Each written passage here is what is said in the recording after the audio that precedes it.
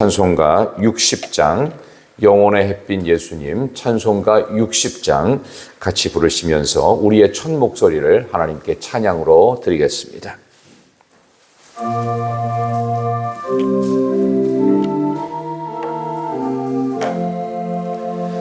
영혼의 햇빛 예수님 가까이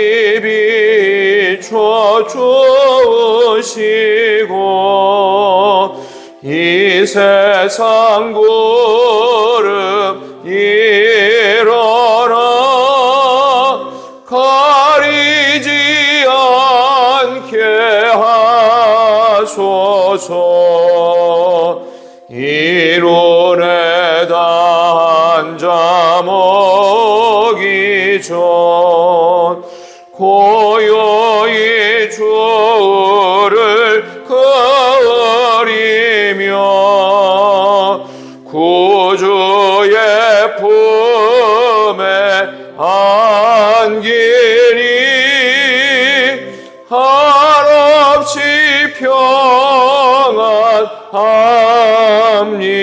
평안합니다. 잠 깰 때 주여 오셔서 나에게 복을 주시고 주님의 사랑 안에서 언제나 살게 하소서.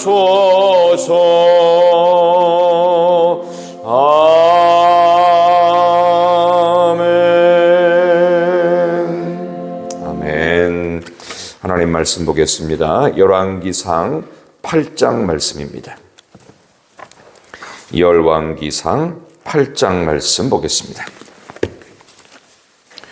오늘 말씀은 열왕기상 8장 41절부터 53절까지입니다.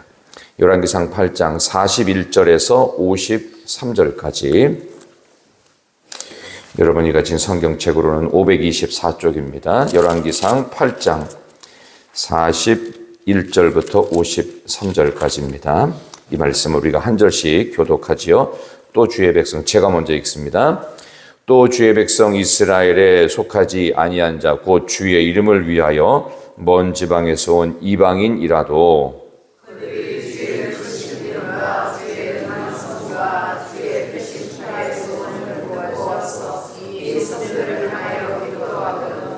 주는 계신 곳 하늘에서 들으시고 이방인이 주께 부르짖는 대로 이루사 땅의 만민이 주의 이름을 알고 주의 백성 이스라엘처럼 경외하게 하시오며 또 내가 건축한 이 성전을 주의 이름으로 일컫는 줄을 알게 하옵소서.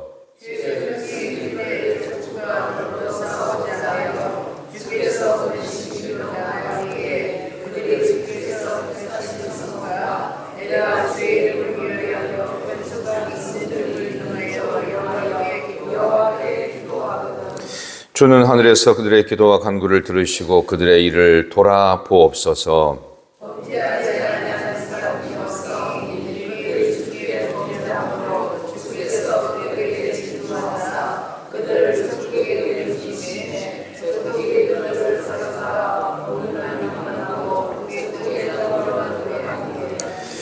그들이 사로잡혀 간 땅에서 스스로 깨닫고 그 사로잡은 자의 땅에서 돌이켜 주께 간구하기를 우리가 범죄하여 반역을 행하며 악을 지었나이다 하며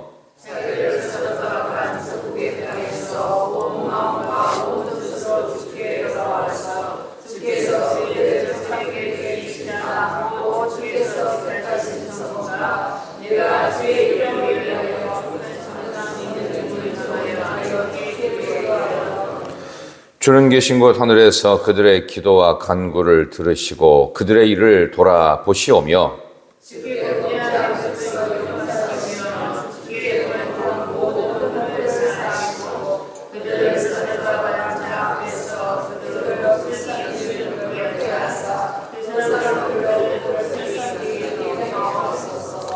그들을 주께서 철 풀무 같은 애굽에서 인도하여 내신 주의 백성 주의 소유가 됨이니이다.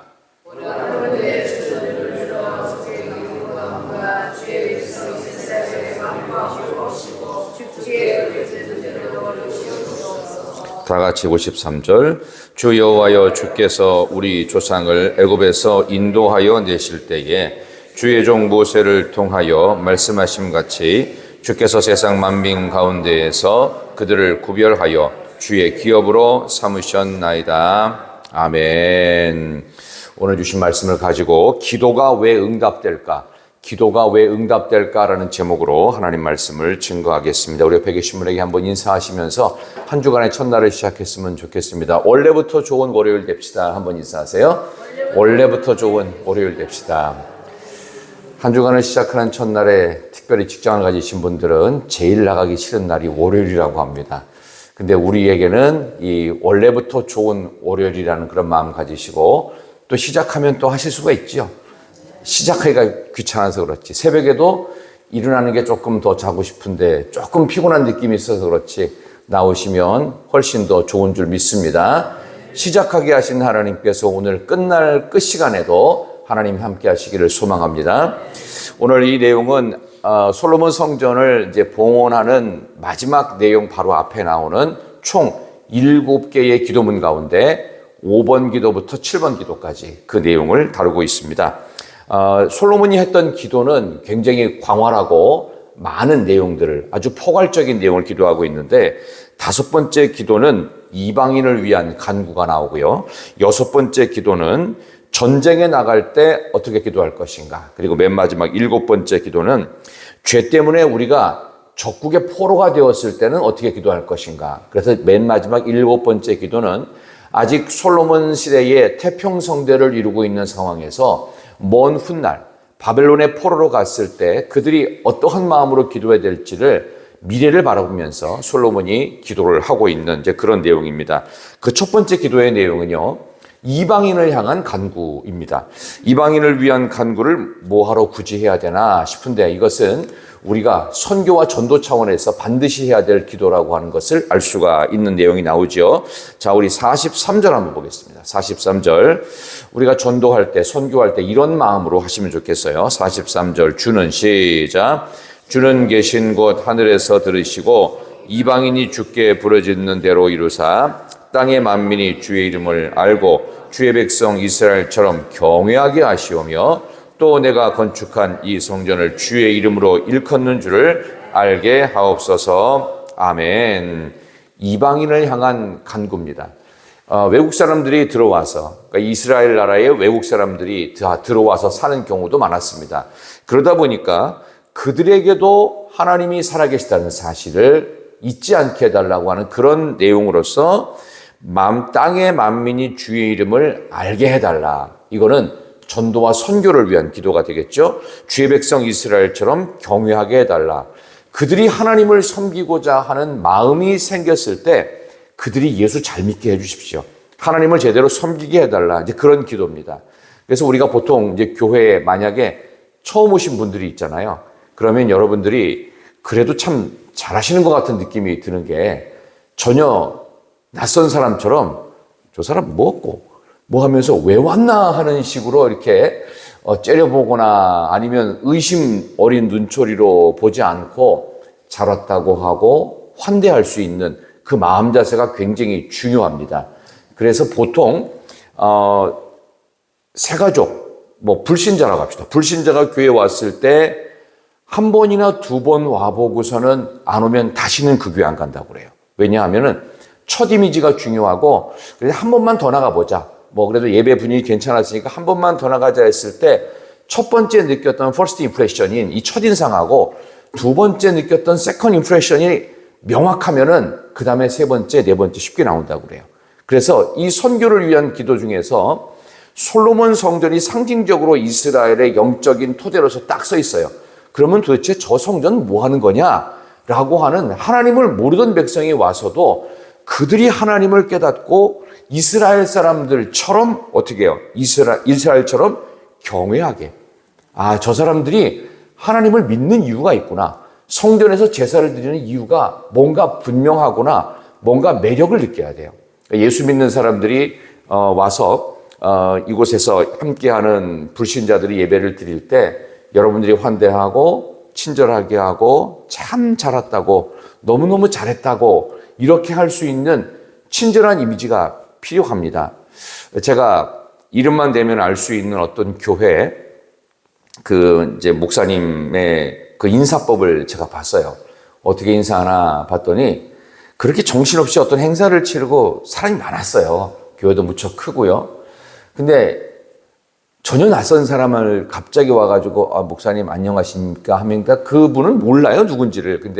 근데 처음 온 분인데 막 서로 이제 친밀하고 가까운 어떤 오늘 행사 이야기를 하고 있는데 누가 낯선 사람이 와서 목사님 안녕하십니까 그러면은 네 할 수도 있는데 그렇지 않고 갑자기 얼굴이 정색하듯이 환해지면서 환영합니다. 잘 오셨습니다. 이걸 갖다가요 그냥 묵뚝뚝하게 얘기하다가 갑자기 확 바뀌는 걸 봤어요. 그래서 야 저것도 굉장히 연습을 많이 했겠구나 라는 느낌이 들었어요. 새벽이지만 한번 연습을 한번 해볼까요? 그냥 서로 보면 민망하니까 저를 보시고 해보세요. 이렇게 해보시면 됩니다. 환영합니다. 잘 오셨습니다인데요. 여러분이 지을 수 있는 최대한의 미소를 지으면서 우리 하나님 바라보시면서 한번 인사를 하는데 이렇게 하는 거예요. 환영합니다. 잘 오셨습니다. 한번 환대하는 마음으로 최대한 미소를 지으면서 환영합니다. 반갑습니다. 시작. 환영합니다. 반갑습니다. 쉽지가 않을 수 있지만 2번 해보고 3번 해보고 4번 해보고 그래서 여러분들은 얼굴에 책임을 질 수 있어야 돼요. 한 주간을 시작할 때 원래부터 좋은 월요일 되시려면요 여러분의 월요일의 첫인상 이 first impression이 일주일 내내 갑니다. 집에서 출근을 하시기 전에 거울을 보시고 환영합니다. 반갑습니다. 그래서 여러분들의 이미지를 보면서 야, 저 사람 예수 믿는 사람인데 일단 월요일부터 얼굴이 밝아. 그 이미지를 주셔야 될 줄로 믿습니다. 그런 느낌으로 주님도 이곳에 온 여러분들을 주님도 환영하시잖아요. 그죠? 말씀을 통해 여러분을 부으시고 오늘도 제가 일부러 그런 코멘트를 했습니다. 여러분의 하루의 첫 목소리를 찬양으로 들으시고 영혼의 햇빛 예수님 가까이 지켜주시고 여러분의 첫날의 첫 음성과 첫 미소가 믿지 않는 이들에게 주님이 주시는 환대의 인사가 되기를 진심으로 소망합니다. 자, 2번째 기도는요. 전쟁에 나갔을 때 하나님의 도우심을 적극적으로 구하라. 그런 기도입니다. 자, 오늘 본문의 말씀을 한번 볼까요? 자, 우리 44, 45절을 한번 읽겠습니다. 주의 백성이 44, 45절 시작. 주의 백성이 그들의 적국과 더불어 싸우자 하여 주께서 지으시기를 원하할 때에 그들이 주께서 택하신 성읍과 내가 주의 이름을 위하여 건축한 성전이 있는 쪽을 향하여 여호와께 기도하거든 주는 하늘에서 그들의 기도와 간구를 들으시고 그들의 일을 돌아보옵소서. 아멘. 자, 적국과 더불어 싸울 때 주께서 보내신 길로 나갈 때 주께서 택하신 성읍 그리고 내가 주의 이름을 위하여 건축한 성전이 있는 쪽을 향해 그러니까 전쟁을 나가면 이스라엘 백성들은 교회가 있는 쪽으로 방향을 틀면서 하나님께 적극적인 도움을 구하라 그런 얘기입니다. 그래서 제가 기억나기로는 이제 20대 시절에 이제 군대를 갔을 때 우리 남자분들은 뭐 다 우리나라 사람들 중에 군 출신 아닌 사람은 없습니다. 남자는 다 군 출신이에요. 그래서 뭐 군부 시절에 독재 얘기할 때 그런 농담을 하기도 했습니다만은 그때 지금도 기억나는 훈련 받을 때에 가장 감동적인 장면이 있었어요. 수류탄 투척을 위해서 어떤 언덕을 향해서 가다가 막 중간에 그 기압을 받고 얼차례라고 하죠. 그러다가 갑자기 언덕 중간쯤 수류탄 투척하는 마지막 장소에 수류탄을 이렇게 줍니다. 여자분들은 군대 얘기하면 재미없지만 야 들으세요. 그 중간에 잠깐 서가지고요. 방향이 어딘지 동서남북도 몰라요. 근데 갑자기 조교가 딱 서가지고 그러는 거예요. 각자 고향을 향하여 좌우양우 하면은 뭐 알아서 그냥 자기 고향 쪽을 향해서 여러분의 어머니가 아버지가 계신 곳을 향해서 이름을 부릅니다. 아버지 혹은 어머니라고 크게 3번 북차 하면은 모든 이제 군바리들이 아무 쪽이나 방향을 틀고서는 갑자기 어떤 사람은 어머니, 어떤 사람은 아버지 하면서 3번을 부르는데 다들 울먹울먹 하는 거예요. 이 남자들이 운다는 것을 얼마나 절박한지 알겠죠. 내가 이곳에서 와서 왜 기도하는지. 마치 전쟁터에 나갈 때 언제 돌아올지 몰라요. 이 전쟁에 나가면 못 돌아올 수도 있어요. 사랑하는 자녀를 못 볼 수도 있어요. 그토록 그리운 부모님을 다시는 못 만날 수도 있는 전쟁에 나갈 때 성전을 향해 방향을 틀라는 거예요. 왜 그랬을까요? 우리 하나님 아버지가 계신 곳을 향해 적극적으로 도움을 요청하고 기도하라. 우리의 삶 속은 매일 일상이 전쟁 같은 어떻게 될지 모르는 일상 속에 우리 성도님들이 사시는 것 같아요. 이런 전쟁 같은 일상 속에서 우리가 있는 교회를 향해 그곳이 교회인지는 정확히 모르겠지만 우리 마음속에 성전을 향해서 방향을 틀고 하나님 오늘도 전쟁 같은 일상 속에 내게 힘을 주시옵소서. 하나님 나 좀 도와주세요. 하나님 우리 가족을 지켜주세요. 우리 성도님들도 지켜주시고 우리 교회 지켜주세요. 그런 마음으로 여러분의 도움을 적극적으로 구하는 전쟁 같은 일상 속에 승리가 있기를 진심으로 축원합니다. 마지막 7번째 기도는요.